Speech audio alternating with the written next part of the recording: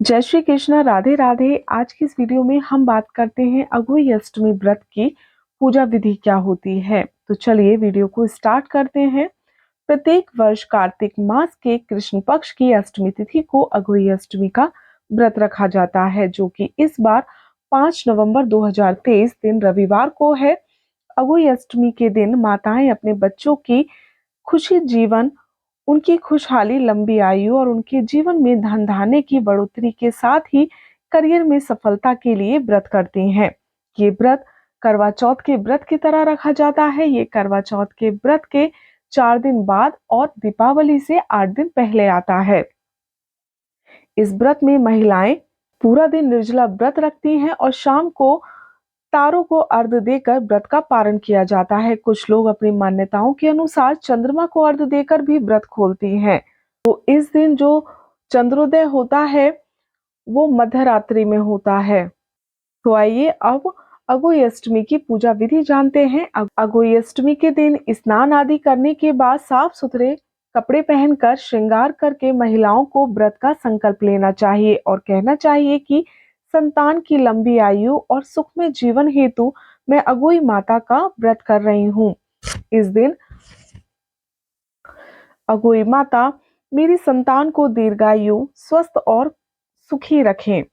फिर पूजा के लिए घर की उत्तर पूर्व दिशा को अच्छे से साफ करके वहां एक लकड़ी की चौकी बिछाएं और उस पर एक लाल कपड़ा बिछाएं। उस पर अघोई माता की तस्वीर रखें।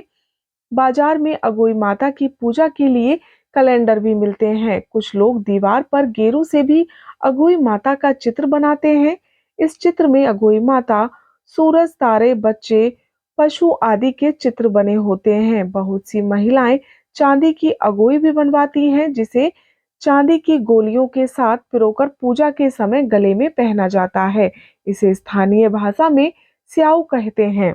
इस प्रकार अघोई माता की स्थापना के बाद चौकी की उत्तर दिशा में जमीन पर गोबर से लीपकर उस पर जल से भरा कलश रखते हैं और उसमें थोड़े से चावल के दाने डालते हैं। अब कलश पर कलावा बांधकर रोली का टीका लगाते हैं। इसके बाद अघोई माता को रोली चावल का टीका लगाया जाता है। फिर भोग लगाया जाता है। भोग के लिए 8 पूरियां या 8 मीठे पुए रखे जाते हैं।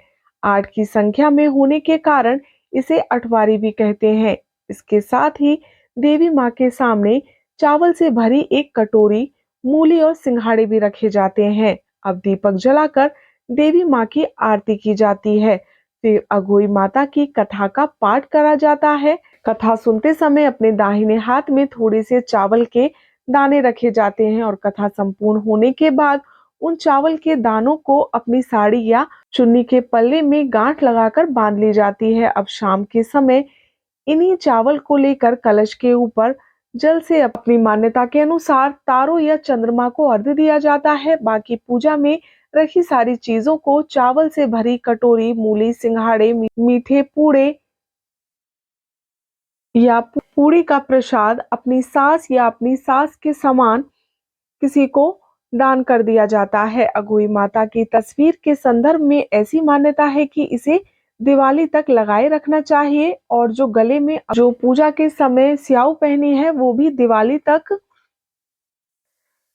और इस तरह से